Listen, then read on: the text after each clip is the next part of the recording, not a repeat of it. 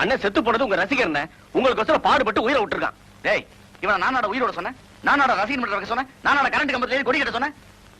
ரசிகர் மன்ற பேரால எவனோ செய்யற முட்டாள் தனத்துக்கு நான் தான் பொறுப்பா? தப்பு தானே. வெளியே உங்க ரசிகர்களா இருக்காங்க, நான் என்ன பதில் சொல்றது? இவ்வளவு நாளா என்கிட்ட வேலை செய்யறல, இது கூட சமாளிக்க தெரியாது. இங்க வாடா, போய் இந்த செய்தியை கேள்விப்பட்டதும் நெஞ்சு வலியில துடிக்கிறார் அப்படின்னு சொல்லிப்போ. நெஞ்சு வலி.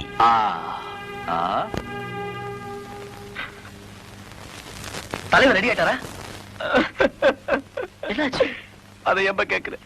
இவ்வளவு நேரம் நல்லா இருந்தார். அவர் ரசிகர் ஒருத்தர் செத்து போயிட்டாருன்னு கேள்விப்பட்ட உடனே நெஞ்சு வலி வந்து படுத்துட்டாரு.